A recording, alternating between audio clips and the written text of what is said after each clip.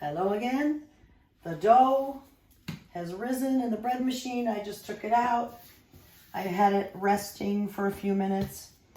I don't let the dough rest if I'm just making a loaf of bread. But for rolling out, the elasticity of the gluten or the whatever it is, it relaxes if you let it rest for a couple of minutes. So I have a bowl of flour for sprinkling. I have a rolling pin, bench scraper, and I have a massive amount. This is 4 sticks of salted butter. Do not use unsalted. Your cinnamon rolls will lack flavor, and if you have only unsalted, I would say add a little bit of salt so it tastes like regular butter. And I also have my pre-mixed cinnamon sugar. I already talked about that I use white granulated sugar with the cinnamon just because it's easier to mix it up, but you can use brown if you want. So I'm going to, I almost forgot what I was going to do. I'm going to divide my dough into 3 glunks, humps, glunks, pieces, whatever. And throw those over there. So I'm only going to work with just this little bit and move this scale. The scale is in my way. Okay, there we go. And this is the pan. I've sprayed it with the nonstick spray and I'm ready to go. So put your little flour on the rolling pin and you go for it. So I'm going to roll, turn it, roll.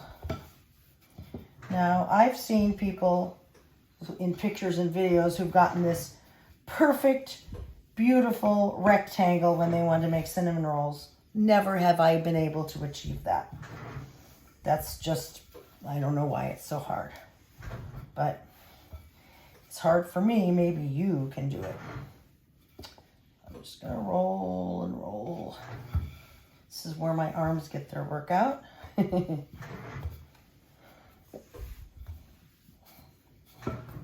You could roll out the whole batch of dough at one time. This is just my way. Nobody taught me. I had to figure it out for myself. I just think it's easier to handle a smaller piece of dough. You're going to notice that I will not have a perfect rectangle or a perfect oblong. It doesn't matter. Forgive yourself. All right, just about there. I can kind of start to see through on the counter a little bit. I don't want it to be so thin that it rips. All right, a little bit more.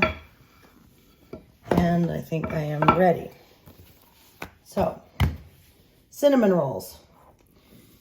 I have I should have shown this to you before I got it all. This is like a frosting spreader. It has a smooth side and a serrated side. You don't want to use the serrated side because you could rip your dough. So use the smooth side. Take a big glob. Be very generous with the butter because that's what makes the lovely, gooey cinnamon rolls. And I spread it pretty much to the edges because we don't want any dry, plain parts to our cinnamon rolls, do we? Okay. I have 4 sticks of butter in here because I'm making multiple batches. Okay. I am not putting raisins in these, but if I were, I would put it in with, at the same time as the cinnamon sugar. So I just have pre-mixed cinnamon sugar. Again, be generous.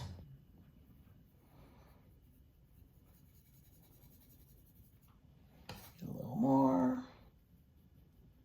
Can you show them, honey, my pre-mixed thing of cinnamon sugar? Okay, I believe you. All right. Now, you're gonna roll it up. You can roll away from you, you can roll towards you. I do both, doesn't matter. What I do, however, since I don't have the perfect rectangle, is I do kind of cheat. I stretch it a little bit. And do that. And it's easy to do. And even if the ends aren't even, it doesn't matter at all. So, I'll show you the seam. It's not even, it doesn't come all the way to the end. You can kind of manipulate it some. I'm not very much of a perfectionist, okay. All right, so I just kind of squeeze it and I'm not really pulling, but maybe I'm pulling just a teeny bit. So now it's time to cut the rolls. This is big information right here. My personal choice is to make mini cinnamon rolls. So this pan will probably hold, I don't know, I think it's like 20, depending on how I do it. So if you want to make minis like I'm going to show you, you just do what I do. But if you want to make bigger cinnamon rolls, then you cut them thicker and bigger. That's all. So if you were going to cut big ones here, I'm going to cut this in half again, in half again, each piece. And these, I guess, would be about medium-sized cinnamon rolls. I could do it like this, but what I normally do, and probably some of you will think this is weird, but I like to make little ones because it makes more. It looks like more anyway. And then I just start, and I look, and like if one side is prettier than the other, I put that side up.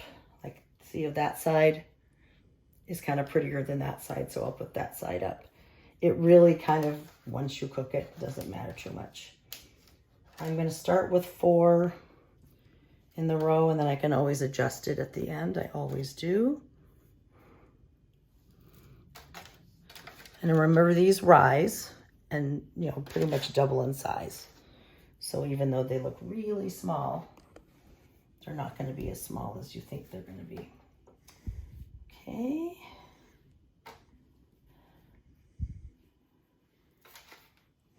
And I'm also not taking a measuring tape and making sure they're totally even. I'm just not that picky about it.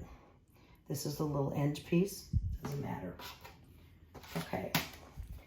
So I cut them really small this time. So I'm going to move them over because I have 3 more hunks of dough to do. So maybe I cut them even smaller than usual, but that's okay. So I will probably end up doing, well, let me just roll out the next dough. We'll adjust at the end. So do the next one.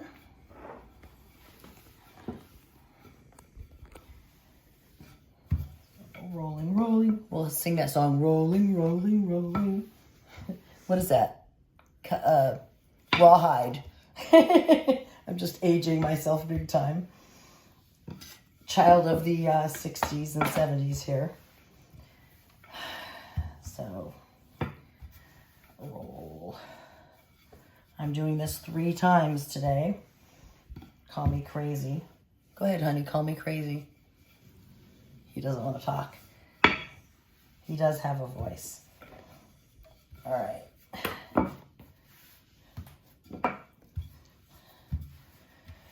So, good enough. Butter. I think this is very therapeutic and fun to do this. Obviously, making cinnamon rolls is way more work than making a loaf of bread. Because in my other video, the rye bread video, you saw that you basically just, for a loaf of bread, take it out and plunk it, shape it and plunk it in the pan. Unless you're going to do something fancy like wool bread or braided or something like that. So sprinkle, sprinkle, sprinkle. Sprinkling, sprinkling, sprinkling. All right. Rolling. as I am stretching just a little bit.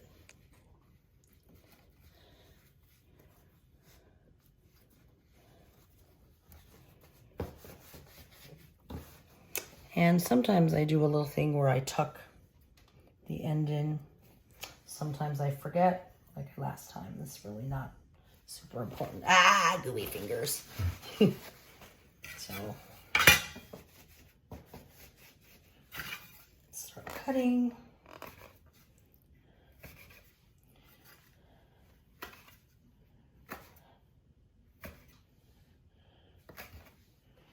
And these would be like a medium to large.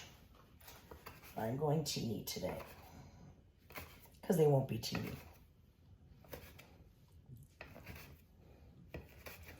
Again, I'm not measuring, I'm not weighing, I'm not getting super picky about the size of these. I'm putting it in the pan.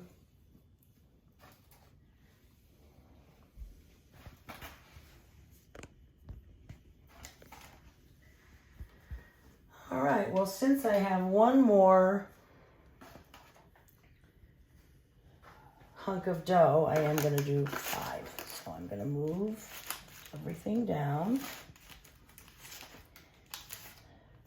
It never comes out the same way twice, and I don't care because it tastes good and it looks beautiful no matter how I do it.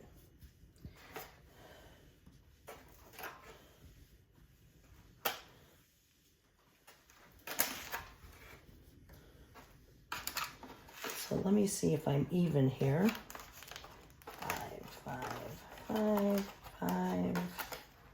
Oops.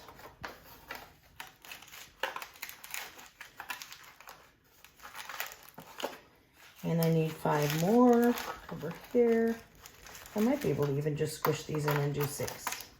That is what I will probably do. Some of you are probably going to be, oops, forgot one little baby here, are being a little more perfectionist than me. And you do you.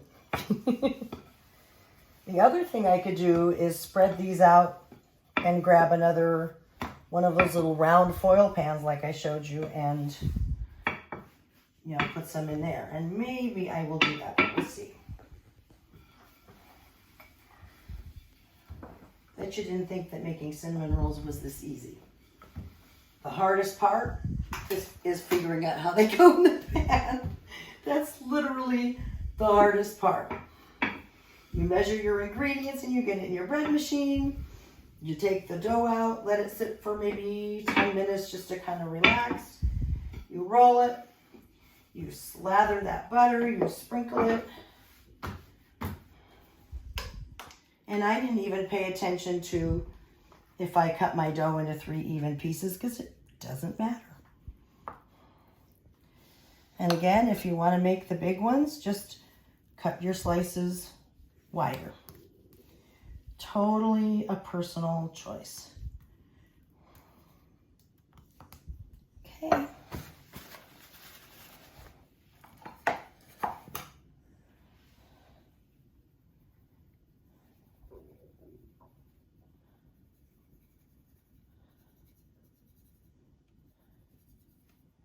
All right. Stretch and roll.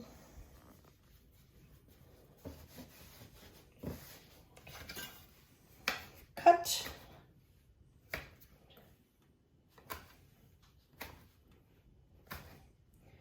I just eyeball.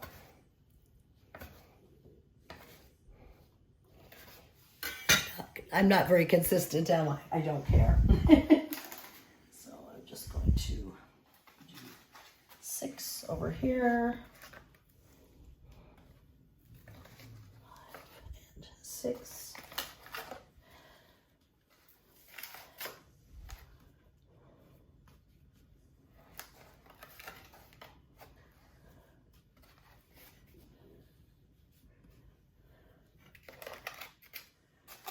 Okay, I just want to double check. 1, 2, 3, 4, 5. Oh, 5 here.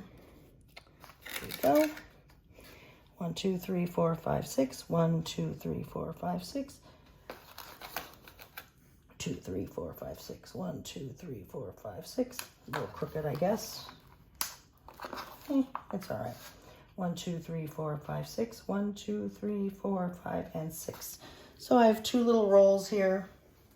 I'm just going to put them aside, and I'll put them in a little something, and I'll cook them up for my hubby and I to have a tiny little snack. So now they are ready to go in to the oven to do their final rise. So cinnamon rolls are ready to be going into the final rise stage. Now, if you are letting them rise on your counter, you want to cover this, and that's with any loaf of bread. I don't ever cover my dough because I put it in the oven because it's draft free. There's nothing blowing. So what I do for the final rise is I set my oven to the lowest temperature, 170. That's as low as it goes. Start. Set it for 1 minute. That is the timer. Set it for 1 minute. Do not heat your oven all the way to 170. That will cause, it will overproof. You don't want to do that. I literally only turn it on to get ever so slightly warm. It's almost as if you would walk out of your nice cool house into maybe 75 to 80 degree weather, and you feel, oh, it's just a little warm, but it's not hot. You don't want to make your oven hot. So I have 26 seconds or 24 seconds now left. And when the timer goes off, I'm going to turn the oven off. Some people turn the light on in the oven and use that for the warmth, but I think that uses a lot more electricity personally than just turning it on for 1 minute and turning it off. You're not using any electricity after that 1 minute if you do it that way. So 3, 2, 1, end the timer, cancel the oven off. I'm gonna pop this in to rise. It's just slightly warm. Set the timer for 45 minutes. For some reason, I'm really lucky with this temperature and my climate, I suppose, or whatever it is, but the magic number is always 45.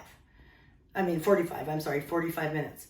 So when I see the clock get to 45 minutes, I take it out and I'll do the next part, which is brushing the egg wash and putting it into bake.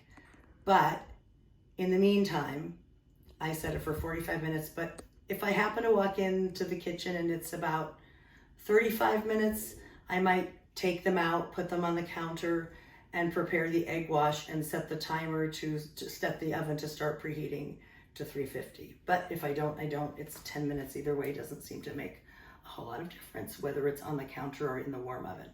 So we'll get back to this video after it finishes rising. This is actually another batch. I'm making 3 batches of cinnamon rolls today. So I wanted to show you that I cut these a lot wider. You can see it's maybe 1.5 inches. And so there are going to be fewer cinnamon rolls, but bigger ones. So just as an alternate plan. There you go.